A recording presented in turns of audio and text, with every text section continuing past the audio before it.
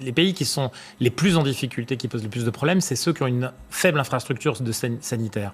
L'enjeu, par exemple, il est l'Afrique. L'OMS a dit pour l'instant, il n'y avait rien, mais il était très rassurant, volontairement, parce que c'est compliqué, il faut endiguer. Leur rôle est aussi d'endiguer une forme de panique et de laisser prendre. On est obligé d'être en dessous de la vérité. Objectivement, qu'est-ce qui inquiète le plus, Jean-Christophe? C'est la panique ou c'est le virus qui inquiète le plus? Moi, je pense que la panique est très inquiétante parce que le virus, effectivement, aujourd'hui, en même temps, ce qu'on dit jamais assez, ce qui est jamais assez raconté, qu'il y a une manière d'approcher ces crises en termes de réponse médicale qui s'est accélérée. On travaille beaucoup plus vite sur les réponses médicales, qu'elles soient vaccinales, qu'elles soient de différents types. On a modifié la manière de travailler. Oui.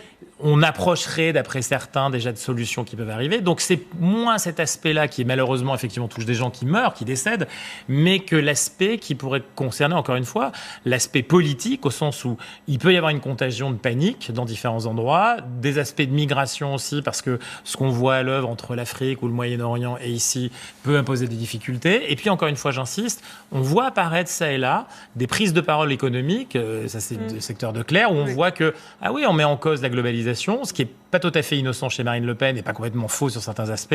Et puis, les groupes eux-mêmes qui commencent à craindre l'idée de dire, regardez, finalement, on était on est très menacés parce qu'on ne vous a peut-être pas tout à fait dit combien on était dépendant de l'usine Chine. Vous voyez ce que je veux dire? C'est pas que de la crainte, parce qu'il y a des vrais chiffres. L'industrie des génériques, par exemple, les médicaments génériques, sous votre contrôle, pardon, est très délocalisée en Chine. Oui, c'est ça. Et même par nos groupes, nous. C'est qu'on est dans un risque sanitaire qui, là, pour le coup, trouve une illustration. Et le risque économique, il est aussi financier, dans le sens où les bourses commencent à bouger. C'est-à-dire que la contagion financière par anticipation peut être aussi très létale pour une partie de l'économie dans un contexte où, encore une fois, la relation avec la Chine est compliquée.